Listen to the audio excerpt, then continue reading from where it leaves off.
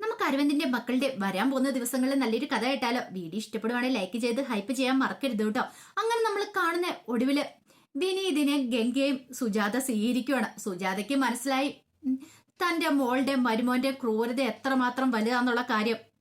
ഇനി അവരെ വീട്ടിൽ വെച്ച് പുലർത്തിക്കൊണ്ടിരുന്നിട്ടുണ്ടെങ്കിൽ തന്റെ ജീവൻ എടുത്തിട്ട് തന്റെ സ്വത്തുക്കളൊക്കെ അവര് കൈക്കലാക്കുന്നു മനസ്സിലായതിനു ശേഷമാണ് വിനീതിനെ ഗംഗയെ സ്വീകരിച്ചത് പോലും. പക്ഷെ അവർക്ക് സഹിച്ചില്ല. ഒടുവില് സുജാത അവരെ രണ്ടുപേരെയും വീട്ടിൽ നിന്ന് അടിച്ചിറക്കുന്നുണ്ട്, സ്വന്തം മോളെയും മരുമോനെയും കൂടെ. അല്ലാതെ സുജാതയ്ക്ക് വേറെ ഒരു നിവൃത്തി ഉണ്ടായിരുന്നില്ല.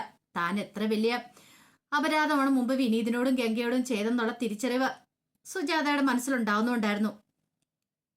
ഈ സമയത്ത് കാവേരിക്ക് വല്ലാത്തൊരു ടെൻഷനായിരുന്നു. കാരണം നിസാര കാര്യമല്ല, തന്റെ അച്ഛൻ കഷ്ടപ്പെട്ട് ബുദ്ധിമുട്ടി ഉണ്ടാക്കിയ പൈസയാണ്.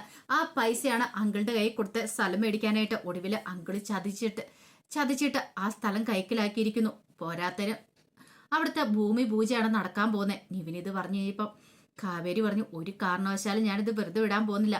എനിക്ക് എന്ത് ചെയ്യണമെന്നറിയാം. ഞാൻ എന്താണെങ്കിലും ഇതിനെതിരെ പ്രതികരിക്കാൻ തന്നെ തീരുമാനിച്ചെന്ന് പറഞ്ഞു. നിവിൻ ചോദിച്ചു, നിനക്ക് എന്ത് ചെയ്യാൻ പറ്റും? എന്ത് ചെയ്യാൻ പറ്റുമെന്ന് ഞാൻ കാണിച്ചു തരാം എന്ന് പറഞ്ഞു. അങ്ങനെ ഒടുവില് കാവേരി വീട്ടിലേക്ക് വന്നു. കാവേരി വീട്ടിലേക്ക് വന്നിട്ട് ശാരദയും യമുനെ എല്ലാരെയും വിളിച്ചിട്ട് ഈ കാര്യങ്ങൾ പറയുന്നുണ്ട്. നമ്മുടെ സ്ഥലം, നമ്മുടെ അച്ഛൻ കഷ്ടപ്പെട്ടുണ്ടാക്കിയ പണം കൊണ്ട് വാങ്ങിയ സ്ഥലം, അത് ജയപാലനങ്ങള് നമ്മളെ പറ്റിച്ച് വാങ്ങിയിരിക്കുക. അതിന്റെ ഭൂമി പൂജ നടക്കുന്നത്. ഒരു കാരണവശാലും നടക്കാൻ പാടില്ല. നമ്മുടെ അച്ഛന്റെ വേർപ്പിന്റെ ഫലം അനുഭവിക്കണം നമ്മളല്ലേ, അല്ലാതെ അയാളല്ലോ. ഇത്രയും കാലം അയാൾ കൂടത്ത് നിന്ന് ചതിക്കുകയോ ചെയ്തേ. എല്ലാം കേട്ട് കഴിഞ്ഞപ്പോഴത്തേനും ശാരദ പറഞ്ഞു, നമുക്ക് എന്ത് ചെയ്യാൻ പറ്റും മോളെ? അതിനിപ്പം നമുക്ക് എന്ത് ചെയ്യാൻ പറ്റും? നമുക്ക് ജയപാലിന് എതിരിടാനുള്ള കഴിവുണ്ടോന്ന് ചോദിച്ചു. അത് കേട്ടപ്പം കാവേരി പറഞ്ഞു, ഇതാണ് അമ്മയുടെ കുഴപ്പം. അങ്ങനെ നമ്മൾ പിന്മാറി ഇരുന്നിട്ട് കാര്യമില്ല എന്ന് പറഞ്ഞു. ഗംഗ പറഞ്ഞു, ഇത് വിട്ടുകൊടുക്കാൻ പറ്റില്ല എന്ന് പറഞ്ഞു. എത്രയും പെട്ടെന്ന് ഈ കാര്യത്തിലൊരു തീരുമാനം ഉണ്ടാക്കണം. നമ്മളെല്ലാവരും കൂടെ ചെല്ലണം. ഒരു കാരണവശാലും ഈ ഭൂമി പൂജ നടക്കാൻ പറ്റില്ല. രാധം പറഞ്ഞു, എന്നാലും അവൻ നമ്മുടെ കൂടെ നിന്നിട്ട് നമ്മളെ ചതിച്ചല്ലോ. ഇതുപോലൊരു ചതി എന്റെ മോനോട് അവൻ ചെയ്തല്ലോ. സ്വന്തം കൂടപ്പറപ്പിനേക്കാളും കാര്യമായിട്ട് അവനെ അരവിന്ദൻ കരുതിയതല്ലേ. ഇവിടെ വന്നപ്പോ എത്രയോ വട്ടം ഞാൻ അവന് വെച്ച് വിളമ്പി കൊടുത്തിരിക്കുന്നു. എന്നിട്ടോ ആ ജയപാലൻ എന്നാലും നമ്മളോട് ഈ ക്രൂരത ചെയ്യണ്ടായിരുന്നു. കാവേരി പറഞ്ഞു, അയാളുടെ സ്വഭാവം ശരിക്കും മനസ്സിലായതുകൊണ്ടാ, ഈ ജയപാലിന്റെ സ്വഭാവം മനസ്സിലായതുകൊണ്ടാ ഞാൻ ഓരോ കാര്യങ്ങളൊക്കെ അമ്മയോട് പറഞ്ഞുകൊണ്ടിരുന്നേ. അപ്പൊ അമ്മ എന്നെ പറഞ്ഞേ, ജയപാലേട്ടൻ അങ്ങനെ ചെയ്യില്ല, പാവോ, അങ്ങനെ ഇങ്ങനെ എന്നൊക്കെ പറഞ്ഞുകൊണ്ടിരുന്നു. ഇപ്പം നന്നായിട്ട് കിട്ടിയല്ലോ, ഇപ്പൊ സമാധാനമായല്ലോ. ശാരദ പറഞ്ഞു, എന്റെ മോളെ, ഞാൻ ഇങ്ങനെ ഒന്നും പ്രതീക്ഷിച്ചില്ല. എന്റെ അമ്മേ, നമ്മളെ എല്ലാരും പറ്റിച്ചെടുത്ത പൈസയാ ജയപാലിന്റെ കയ്യിലുള്ളത്. ശരിക്കും നമ്മൾ അനുഭവിക്കേണ്ട. നമ്മുടെ അച്ഛൻ മരുഭൂമിയിൽ കിടന്ന് ഇത്രയും വർഷം കിടന്ന് കഷ്ടപ്പെട്ടതിന്റെ ഫലം. നമ്മളെല്ലാം വിട്ടുപിരിഞ്ഞ് അച്ഛൻ അവിടെ പോയി ഇരുന്ന് കഷ്ടപ്പെടുമായിരുന്നു. എന്തിനു വേണ്ടിയാ? നമ്മുടെ കുടുംബത്തിന് വേണ്ടിയിട്ട്. എന്നിട്ടോ അത് മറ്റൊരാൾ പോയി അനുഭവിക്കുക. ഇതങ്ങനെ വെറുതെ വിട്ടിട്ട് കാര്യമില്ല. ഒടുവില് യമുന പറഞ്ഞു, നമുക്കിപ്പൊ തന്നെ ആ ഭൂമി പൂജ നടക്കാൻ പാടില്ലെന്ന് പറഞ്ഞു. അങ്ങനെ കാവേരി അവരെല്ലാരും കൂടെ കൂട്ടിക്കൊണ്ട് നേരെ കുറിഞ്ഞിക്കാടുള്ള സ്ഥലത്തേക്ക് പോകണം. അവിടെ വെച്ചാണ് ഭൂമി പൂജയും കാര്യങ്ങളൊക്കെ ജയപാലൻ നടത്തുന്നത്. അപ്പൊ ജയപാലിന്റെ കൂടെ അവിടേക്ക് രാജേശ്വരി വന്നിട്ടുണ്ടായിരുന്നു, പ്രവീണെ ഒക്കെ ഉണ്ടായിരുന്നു അവിടെ. നിവിൻ എല്ലാരും കൂടെ ഉണ്ടായിരുന്നു. അങ്ങനെ അവിടെ നിവിന്റെ കൂടെ വിശാലും ഉണ്ടായിരുന്നു. അപ്പൊ നിവിനാണ് ഈ കാര്യങ്ങളൊക്കെ, ഭൂമി പൂജയെ കുറിച്ചുള്ള കാര്യങ്ങളൊക്കെ കാവേരിയോട് പറഞ്ഞെന്നുള്ള കാര്യം അവിടെ ആർക്കൂട്ട് അറിയത്തുണ്ടായിരുന്നില്ല. അങ്ങനെ പൂജകളൊക്കെ തുടങ്ങാൻ സമയമായി കഴിഞ്ഞപ്പോഴത്തേനുമാണ് കാവേരി എല്ലാരും കൂടെ അങ്ങോട്ട് ചെല്ലുന്നേ. അങ്ങനെ കാവേരിയെ കണ്ടു കഴിഞ്ഞപ്പോ ജയപാലൻ ചോദിച്ചു, അല്ല നിങ്ങളെല്ലാരും കൂടെ എന്തിനാ ഇങ്ങോട്ടേക്ക് വന്നേന്ന് ചോദിച്ചു. കാവേരി പറഞ്ഞു, ഞങ്ങൾക്ക് വരാതിരിക്കാൻ പറ്റില്ലല്ലോ. ഞങ്ങളുടെ അച്ഛൻ കഷ്ടപ്പെട്ടുണ്ടാക്കിയ പണമല്ലേ, അതും കൊണ്ട് മേടിച്ച ഭൂമിയല്ലേ. അപ്പൊ ഈ പൂജ ഞങ്ങൾ പങ്കെടുക്കണ്ടേ ജയപാലാന്ന് ചോദിച്ചു. ഒരു നിമിഷം ജയപാലൻ ഞെട്ടിപ്പേ. ആ സമയത്ത് രാജേശ്വരി വെച്ച്, നിങ്ങൾ എന്തൊക്കെയാ പറയണേ? ദേ വെറുതെ ഇവിടെ വന്ന് പ്രശ്നം ഉണ്ടാക്കാതെ പോകാൻ നോക്ക്. പ്രശ്നം ഉണ്ടാക്കാനോ? ഞങ്ങളുടെ അച്ഛന്റെ അധ്വാനത്തിന്റെ വേർപ്പിന്റെ ഫലമായി ഈ ഭൂമി. ഇത് ഈ നിൽക്കുന്ന ജയപാലൻ അങ്കിളെന്ന് ഞങ്ങൾ വെക്കുന്ന ഇയാള് അത് തട്ടിച്ചെടുത്ത. എന്നിട്ട് ഞങ്ങൾ ഇവിടുന്ന് പോണെന്നാണോ നിങ്ങൾ പറയണത്? അപ്പോഴേക്കും ജയപാലൻ പറഞ്ഞു, ദേ കാവേരി, വെറുതെ ഇവിടെ വന്ന് പ്രശ്നം ഉണ്ടാക്കരുത്. ഇവിടെ നല്ലൊരു മംഗളകർമ്മം നടന്നുകൊണ്ടിരിക്കുക. മംഗളകർമ്മം കാവേരിക്ക് സഹിച്ചില്ല. അപ്പോഴേക്ക് ശാരദ പറഞ്ഞു, എന്നാലും ഇത്രയ്ക്ക് വേണ്ടിയിരുന്നില്ല കേട്ടോ ജയപാലേട്ടാ. നിങ്ങളെക്കുറിച്ച് ഇങ്ങനെയൊന്നും അല്ല പ്രതീക്ഷിച്ചോണ്ടിരുന്ന് ഞാൻ. അരവിന്ദേട്ടൻ മരിച്ചു കഴിഞ്ഞിട്ടാണ് നിങ്ങൾ പലവട്ടം വീട്ടിൽ വന്നിട്ട് പറഞ്ഞു ഞാനുണ്ട്, അരവിന്ദേട്ടന്റെ സ്ഥാനത്ത് ഞാനുണ്ടെന്നൊക്കെ നിങ്ങൾ പറഞ്ഞപ്പോൾ ഞാനിത് വിശ്വസിച്ചു. പക്ഷെ ഇതുപോലൊരു ചതി ചെയ്യാനാന്ന് ഞാൻ പ്രതീക്ഷിച്ചില്ല. രാധമ്മ പറഞ്ഞു, നീ ഒരിക്കലും ഗതി പിടിക്കില്ലടാ. എൻ്റെ മോന് എൻ്റെ മോൻ്റെ കണ്ണീര് വീണാണ്ടല്ലോ അവന്റെ ആത്മാവിന് ഇപ്പൊ ശാന്തി കിട്ടി കാണത്തില്ല. എങ്ങനെ കിട്ടാനാ? നിന്നെ പോലൊരു ദുഷ്ടൻ ഇവിടെ കാണിച്ചു കൂട്ടുന്നൊക്കെ അവൻ ഇരുന്ന് കാണുന്നുണ്ടായിരിക്കും. ഒരിക്കലും നീ ഗതി പിടിക്കാൻ പോകുന്നില്ല. അത് കേട്ടപ്പോ ജയപാലൻ പറഞ്ഞു, ദേ മര്യാദയ്ക്ക് ഇവിടെ നിന്ന് പ്രാക്കുകളും നേർച്ചകളും നടത്താതെ പോകാൻ നോക്ക്, അല്ലെങ്കിൽ ഒക്കത്തിന് ഞാൻ പിടിച്ച് പുറത്തേക്ക് തള്ളൂന്ന് പറഞ്ഞു. കാവേരി പറഞ്ഞു, അത്രയ്ക്ക് ചുണയുണ്ടേ അന്ന് കാണട്ടെ, അത് കണ്ടിട്ട് തന്നെ കാര്യം. അപ്പോഴേക്കും അവിടെ പൂജ ചെയ്തുകൊണ്ടിരുന്ന തിരുമേനി പറഞ്ഞു, ഇതേ സമയം പോകുന്നുണ്ട്. ജയപാലൻ ചാടി എഴുന്നേക്കാൻ തുടങ്ങിയും പറഞ്ഞു, എഴുന്നേക്കരുത്, ഈ പൂജയ്ക്ക് ഇരുന്നാൽ പിന്നെ ഇത് കഴിയാതെ എഴുന്നേക്കല്ലെന്ന് പറഞ്ഞു. ജയപാലിന് എന്ത് ചെയ്യണമെന്ന് അറിയത്തില്ല. അപ്പോഴേക്കും പ്രവീണ പറഞ്ഞു, ഇതേ കാവേരി, നിങ്ങൾ ഇത് അമ്മയെ ഇവരെയൊക്കെ വിളിച്ചോണ്ട് പോകാൻ നോക്ക്, വെറുതെ എന്തിനാ ഒന്ന് പ്രശ്നം ഉണ്ടാക്കുന്നേ? ആന്റിക്ക് കാര്യം അറിയത്തില്ലാത്തോണ്ടാ. നിൽക്കുന്ന ആന്റിയുടെ ഭർത്താവുണ്ടല്ലോ, എന്റെ അച്ഛനെ ചതിച്ചു വാങ്ങിയ ഭൂമിയാ, ശരിക്കും ഇത് ഞങ്ങളുടെ ഭൂമിയാണ്. എന്നിട്ട് ഒന്നും അറിയത്തില്ലാത്ത മട്ടിലെ കൈക്കലാക്കിയിട്ട് ഇവിടെ വന്ന് പൂജ ചെയ്യുന്നേ. യമുന പറഞ്ഞു, ഇതങ്ങനെ ഞങ്ങൾ വിട്ടുതരാൻ പോകുന്നില്ല. അപ്പോഴേക്കും വിശാല് പറഞ്ഞു, ഇതേ യമുനെ, വെറുതെ നീ പ്രശ്നം ഉണ്ടാക്കരുത്, ഇതെന്റെ അച്ഛന്റെ പണമാണ്, ഞങ്ങൾ വാങ്ങിയ ഭൂമിയാന്നൊക്കെ പറഞ്ഞിട്ട് വിശാൽ എന്നും തർക്കിക്കുവാണ്.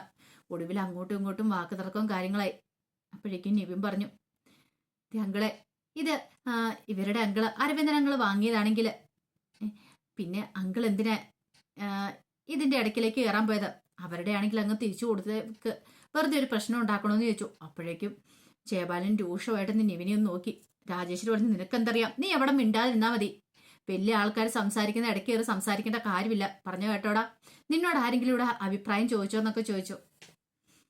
അപ്പോഴേക്ക് ശാരദ പറഞ്ഞു, ജയപാലേട്ട, നിങ്ങൾ ഈ ഭൂമി വാങ്ങിയിട്ടുണ്ടെങ്കിൽ ഒരിക്കലും ഗതി പിടിക്കില്ല. മനസ്സറിഞ്ഞ് ഞാൻ ശപിക്കുക. കാരണം എൻ്റെ ഭർത്താവ് അരവിന്ദേട്ടന് ഞങ്ങളെല്ലാം വിട്ട് അവിടെ ആ മണലാരണ്യത്തിൽ പോയി കിടന്ന് കഷ്ടപ്പെട്ട് ബുദ്ധിമുട്ടി പൈസ ഉണ്ടാക്കിയതാ. നിങ്ങളെ വിശ്വസിച്ച് ആ പണം തന്നുകൊണ്ടിരുന്നേ.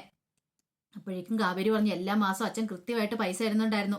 അതൊക്കെ ഞങ്ങൾ അറിഞ്ഞിട്ട് തന്നെ ഞങ്ങൾ ഇങ്ങോട്ടേക്ക് വന്നത്. അത് കേട്ടപ്പോൾ ജയപാലൻ പറഞ്ഞു, എങ്ങനെയൊരു കാര്യം ചെയ്യുക, നീയൊക്കെ കൊണ്ട കേസ് കൊടുക്കുക എന്ന് പറഞ്ഞു. അങ്ങനെയാണ് കേസ് കൊടുത്തിട്ട് തന്നെ കാര്യം, ഇത് വെറുതെ വിടാൻ പോകുന്നില്ലെന്നും പറഞ്ഞുകൊണ്ട് കാവേരി വെല്ലുവിളിച്ച് ബാക്കി എല്ലാവരും കൂടെ വിളിച്ചോണ്ട് പോവാണ്. അപ്പോഴേക്കും തിരുമേനി പറഞ്ഞു, ഇതേ സമയം പോയി ഇരിക്കാൻ പറഞ്ഞു. അങ്ങനെ അവിടെ ബാക്കി ഭൂമി പൂജയും കാര്യങ്ങളൊക്കെ ചെയ്യുക. കുറച്ച് കഴിഞ്ഞപ്പോഴത്തേനും കാവേരിയെ കാണാനായിട്ട് നിവിൻ വന്നു. നിവിൻ വന്നു കഴിഞ്ഞപ്പോൾ നിവിനെയും കൂട്ടിക്കൊണ്ടാണ് കാവേരി പരാതി കൊടുക്കാനായിട്ട് പോലീസ് സ്റ്റേഷനിലേക്ക് ചെല്ലുന്നത്. അങ്ങനെ ചെന്ന് പോലീസുകാരനോട് കാര്യങ്ങൾ പറയുമ്പോഴത്തേനും അയാൾ ചോദിച്ചു, തെളിവ് എന്തേലും ഉണ്ടോ? നിങ്ങളുടെ അച്ഛൻ പണം കൊടുത്തെന്നുള്ളൊരു തെളിവുണ്ടോ എന്ന് ചോദിച്ചു. പക്ഷെ തെളിവൊന്നും ഉണ്ടായിരുന്നില്ലല്ലോ. കാവേരി പറഞ്ഞു, എൻ്റെ അച്ഛനും ഡയറിയിൽ എഴുതി വെച്ചിട്ടുണ്ടായിരുന്നു കൊടുത്ത പണത്തെക്കുറിച്ച്, അല്ലാതെ തെളിവൊന്നുമില്ല. അല്ല, പണം കൊടുക്കുന്ന സമയത്ത് നിങ്ങളുടെ അമ്മ ഉണ്ടായിരുന്നോ? ഇല്ലായിരുന്നു പറഞ്ഞു. പിന്നെ എങ്ങനെ നിങ്ങളുടെ അച്ഛൻ പണം കൊടുത്തെന്നുള്ളതിന് ഒരു തെളിവില്ലാതെ എങ്ങനെ നിങ്ങൾക്ക് ബാധിക്കാൻ പറ്റും? അതുകൊണ്ട് അങ്ങനെ ചുമ്മാ കേസ് എടുക്കാനൊന്നും പറ്റില്ല. അത് അയാളുടെ പണം കൊണ്ട് അയാൾ വാങ്ങിച്ച ഭൂമി ആയിക്കൂടെ? പിന്നെ നിങ്ങൾ വെറുതെ എന്തിനാ ഇല്ലാത്ത കഥകളൊക്കെ ഉണ്ടാക്കണമെന്ന് ചോദിച്ചു. അങ്ങനെ അവിടുന്ന് എന്ത് ചെയ്യണമെന്നറിയില്ലാതെ കാവേരി നിവിനും കൂടെ ഇറങ്ങണേ. ഈ സമയത്ത് ആ പോലീസുകാരൻ എന്ത് ചെയ്തു, ജയപാലിനെ വിളിച്ചിട്ട് പറയുന്നുണ്ട്, അവരിവിടെ വന്നിട്ടുണ്ടായിരുന്നു, വന്നിട്ട് പോയെന്നൊക്കെ പറഞ്ഞു.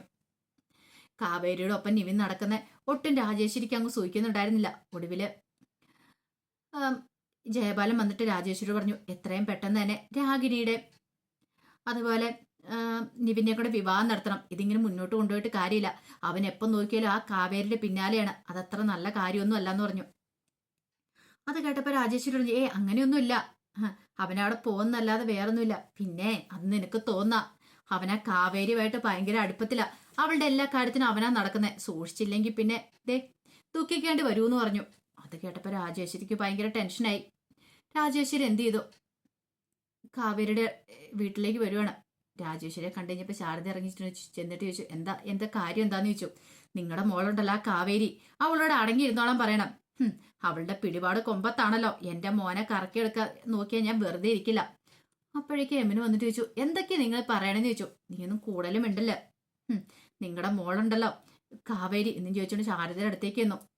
എൻ്റെ മോനെ കറക്കിയെടുക്കാൻ നോക്കുക, സ്വപ്നത്തിൽ നടക്കില്ല അങ്ങനെ ഒരു ബന്ധം. അവൾക്കൊരു വിചാരം ഉണ്ടായിരിക്കും, പണവും പത്രാസമുള്ള ആമ്പിളരെ കയ്യിലെടുക്കാന്ന്. അത് വെറുതെയാ. ശാരദ പറഞ്ഞു, എൻ്റെ മോൾ അത്തരക്കാരിയൊന്നും അല്ല. പിന്നെ അത്തരക്കാരിയായിട്ടല്ല, എപ്പോ നോക്കിയാലും എൻ്റെ മോനോടൊപ്പം അവന്റെ കല്യാണം പറഞ്ഞു വെച്ചിരിക്കുന്ന. അതിനെങ്ങാനും തടസ്സമായിട്ട് വന്നാണ്ടല്ലോ പിന്നെ ഈ രാജേശ്വരി ആരാന്നറിയാൻ പോകുന്നുള്ളൂ. അങ്ങനെ കുറെ വെല്ലുവിളികളൊക്കെ നടത്തിയിട്ടാണ് രാജേശ്വരി പോകുന്നത്. കാവേരി ആ സമയത്ത് വീട്ടിലുണ്ടായിരുന്നില്ല. അങ്ങനെ കാവേരി വന്നു കഴിഞ്ഞപ്പോ ശാരദ കാവേരിയോട് ദേഷ്യപ്പെടുന്നുണ്ട്. നീ എന്തിനാ എപ്പോഴാണ് ഇവനോടൊപ്പം നടക്കുന്നേ? പേരുദോഷം കേൾപ്പിക്കാനാണോ? അങ്ങനെയാണോ ഇങ്ങനെയാണെന്നൊക്കെ ചോദിച്ചിട്ട് കുറെ ചീത്ത പറഞ്ഞു. അപ്പോഴേക്കും കാവേരി പറഞ്ഞു, അമ്മേ എനിക്ക് അങ്ങനെയൊന്നുമില്ല. അമ്മ വെറുതെ ഓരോന്നൊക്കെ മെനഞ്ഞു കൂട്ടണ്ട. ഉം. കാവേരിക്ക് ഭയങ്കര സങ്കടമായിരുന്നു. പിന്നീട് നിവിനെ വിളിച്ച് കാവേരി കാര്യങ്ങൾ പറയുന്നുണ്ട്. അമ്മയോട് മര്യാദയ്ക്ക് പറഞ്ഞ് മനസ്സിലാക്കിക്കണം. വീട്ടിൽ വന്നു കിടന്ന് പ്രശ്നം ഉണ്ടാക്കിയിട്ടുണ്ട്, ഞാൻ വെറുതെ ഇരിക്കില്ല. നിവിന്റെ അമ്മയാണെന്ന് നോക്കത്തില്ല എന്നൊക്കെ പറഞ്ഞിട്ട് കാവേരി കുറെ ദേഷ്യപ്പെട്ടു. ഒടുവില് നിവിൻ രാജേശ്വരി അടുത്ത് കിടന്ന് ചെന്ന് ദേഷ്യപ്പെടുകയാണ്. അപ്പോഴേക്കും രാജേശ്വരി പറഞ്ഞു, അധികം വൈകാതെ നിന്റെ എൻ്റെ ആഗ്രഹയുടെ കല്യാണം നടക്കും. ജയബാലേട്ടൻ പറഞ്ഞിട്ടുണ്ട്. ഇനി അതിങ്ങനെ വെച്ച് താമസിപ്പിക്കാൻ പറ്റില്ലെന്ന് പറഞ്ഞു. നിവിന് വല്ലാത്തൊരു ഷോക്കായിരുന്നത്. എന്ത് ചെയ്യണമെന്നറിയില്ല. നിവിന്റെ മനസ്സ് നിറയും കാവേരിയല്ലേ. കാവേരിയെ നഷ്ടപ്പെടുന്നതിനെ കുറിച്ച് ചിന്തിക്കാൻ പോലും പറ്റില്ല. അത് മാത്രമല്ല, ഈ പറയുന്ന രാഗിണിയെ നിവിനൊട്ടും ഇഷ്ടമില്ലാതാനും. അവളുടെ സ്വഭാവമോ അവളെയോ ഒന്നും ഇഷ്ടമില്ല. പക്ഷെ കാവേരിയുമായിട്ടുള്ള ബന്ധം അതെങ്ങനെ നടത്തണം, എങ്ങനെ മുന്നോട്ട് പോകണം എന്നറിയില്ലാതെ നിവിന് ആകെപ്പാടെ ടെൻഷനിലായി. പക്ഷെ കാവേരിയുടെ മനസ്സിലെ ചിന്ത ജയപാലിനെ എങ്ങനെ തറ പറ്റിക്കുമെന്ന് ഓർത്തിട്ടായിരുന്നു. അയാളെ എതിർക്കണം എന്നൊരു ചിന്ത മാത്രമേ ഉണ്ടായിരുന്നുള്ളൂ. ഒരു കാരണവശാലും തൻ്റെ അച്ഛൻ്റെ ഭൂമി നഷ്ടപ്പെട്ടു പോകാൻ പാടില്ല എന്നൊരു ചിന്ത. പക്ഷെ കാവേരിയെ സഹായിക്കാനായിട്ട് നരം വരുന്നുണ്ട്. ജയപാലിന്റെ കയ്യിൽ നിന്ന് ആ ഭൂമി വീണ്ടെടുത്ത് കൊടുക്കുക തന്നെ ചെയ്യും. കാവേരി വെറുതെ ഇരിക്കില്ല. ജയപാലിനെ ഇടിച്ചിഞ്ച പരുവാക്കും. അപ്പൊ അതിന്റെ കഥകളൊക്കെയാണ് നമ്മൾ കാണാനായിട്ട് പോകുന്നത്. ആ വിശേഷങ്ങൾക്കായി നമുക്ക് എല്ലാവർക്കും കാത്തിരിക്കാട്ടോ. ഒരിക്കൽ കൂടി എല്ലാവർക്കും ശുഭദിനം നേർന്നുകൊണ്ട് നിർത്തുന്നു. നന്ദി.